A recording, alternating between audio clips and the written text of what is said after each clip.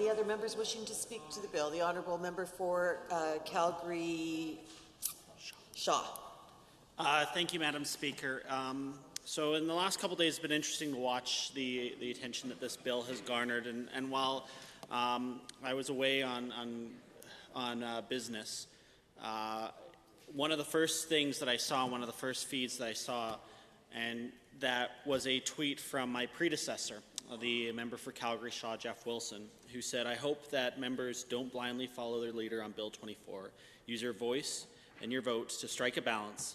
Follow your gut and stand up for these kids." And I think sometimes we get very polarizing and we don't acknowledge those people who came before us and show the appreciation for the advocacy that they had. And Mr. Wilson was very good at advocating for people with disabilities, and he was very good for standing up for LGBTQ members of the community. And I remember I was taken aback when I saw him in the Pride Parade early on in his tenure. So while there were many things I disagreed with that previous honourable member, I do have a lot of respect for him taking a stance on this, and taking a stance on this in the past, because his record was very clear on Bill 10 when it first came into the House, when he supported Ms. Blakeman, on the bill that was proposed, and I really respect him for that. I also want to thank the member for Calgary Hawkwood, as I had a chance to see him make his passionate speech and speak to the issues on this.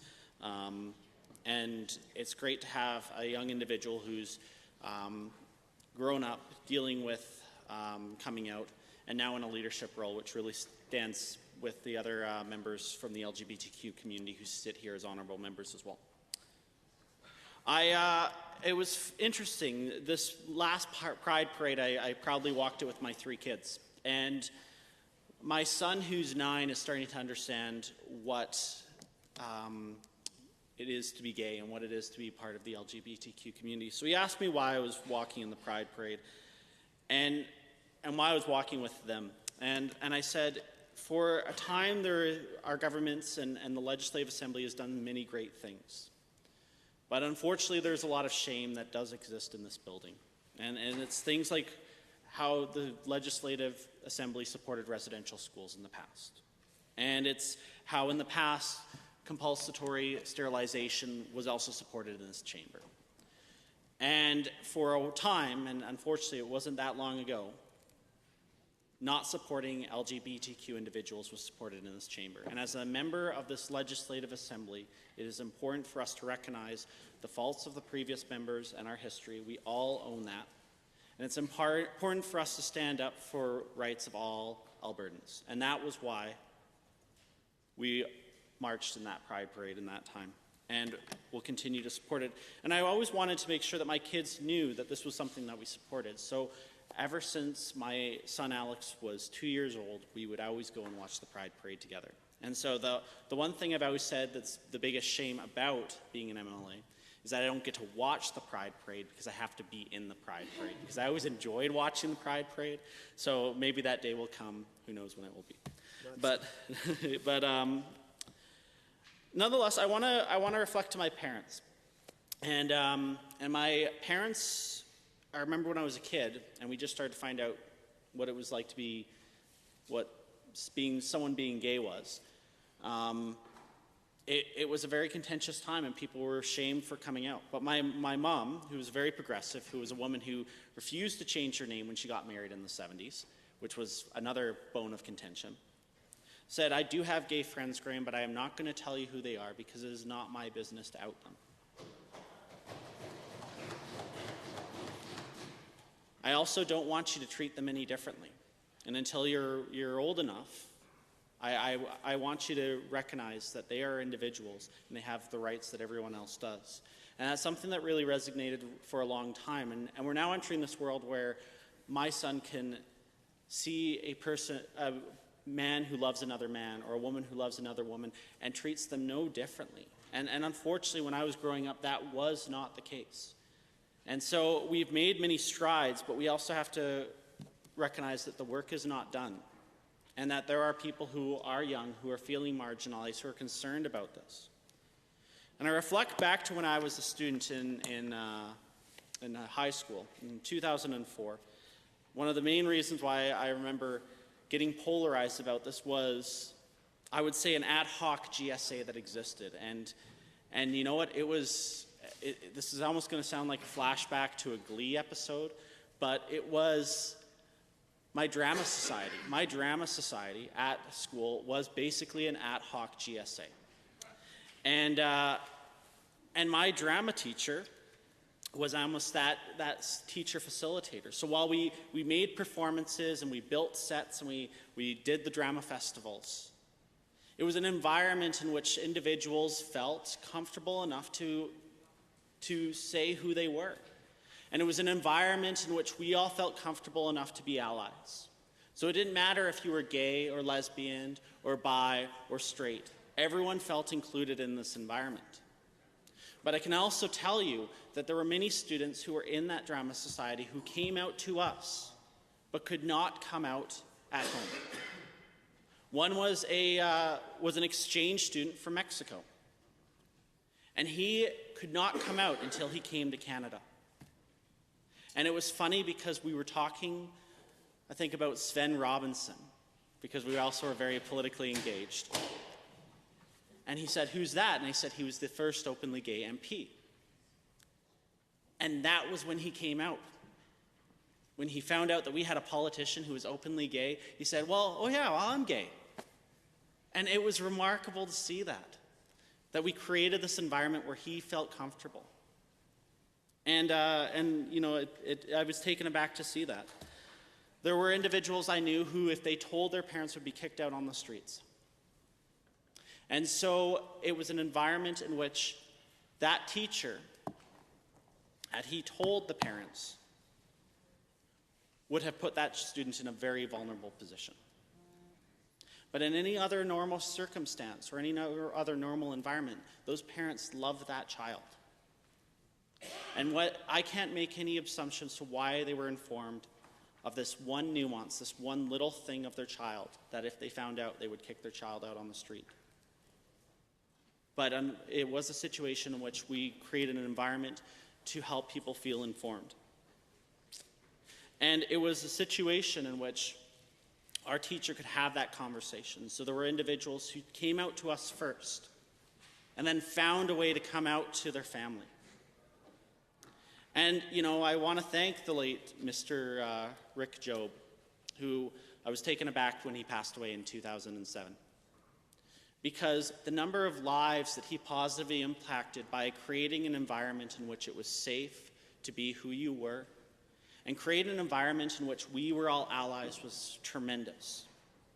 And the funny thing is like many other GSAs that are forming, political advocacy came up because we were in this cusp of a time in which we were discussing same-sex marriage and whether we should move forward with it. And it was at that same time that this Legislative Assembly was not in majority, was not in support. And it was at that time when I challenged our political leaders. And the only leader who took a firm stance on that issue and said, we support same-sex marriage and we view discrimination on LGBTQ members as same as any other type of discrimination, was our Honourable House Leader. And so after that moment, I went out and I bought my first political party membership. And I am proud to still be a member of that political party.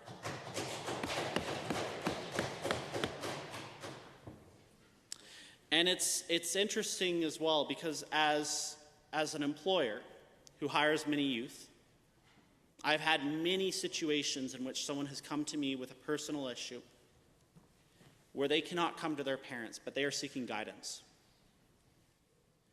In which, if they did not seek guidance from someone in an adult position or authority role, they could be in some serious danger. And these things impact many things, for whether it's alcohol, substance, or sexuality. And majority of the times, I was able to guide these individuals to make good decisions and to feel safe. And I hope to God that if my kids are in a situation when they don't feel comfortable coming to me, that they can find that safe person to have those conversations. Because we all want what's best for our kids. Last year, I had an opportunity to go to a middle school, and it was right after we had released our transgender guidelines. And one person within the PTA had heard a lot of misinformation that had come from our Rebel Media friends sources. And so myself and the principals talked about the policies, and credit to the principal is he was very honest. And we talked about what it meant for that middle school. And I reflected back to when I was in junior high. And I knew of one individual who you could tell was not happy because they couldn't be who they were. And you fast forward 5 years later, it was remarkable because this individual joined this drama society that I was part of. And eventually came out. And then eventually came out to their family. And it was exciting 2 years later to have this opportunity to actually see them perform in a drag show at Twisted Element. This was about 10 years ago. I'm not sure if they still do the drag shows. I need help for someone to tell me that because I don't go to the bars as much. But nonetheless, it was remarkable to see him feel comfortable with who he is. But I digress. As I was at this middle school, after the meeting, I talked with the principal about the transgender guidelines and the feedback that he'd been receiving. And we talked about GSAs. And I asked him if they had a GSA. And he said no, but one will be here soon, because there are individuals already coming to us identifying as LGBTQ. And it was remarkable to see that, because at no point was there ever a situation when I was in junior high where someone felt comfortable enough to be honest with who they are and to start having these conversations. And we were also in a situation when I was in junior high where someone could not be comfortable by exposing that they were an ally. You know, I had an opportunity when I was in grade 9 to go to the Pride Parade when Joe Clark was the parade marshal. And I remember putting up a bunch of banners in my locker after that. And I also remember the significant amount of discrimination that I got for doing so. But you know what? It was remarkable because it was that leadership from Joe Clark, which was why I didn't take those down and why I kept them up. So at the end of the day, Madam Speaker, as we look to bringing forth legislation that protects individual rights and keeps them safe, I think it's important that members within this House speak about why they're moving forward on these legislations, why they're taking a certain stance on them. Because unfortunately, there has been a history in this House of not necessarily taking the proper stances. And these moments like these where we're going to be judged by what we do by the history books. Just like in 2014 when we saw Bill 10 come forward. So with that being said, I want to thank the members for their indulgence, and I will be supporting Bill 24.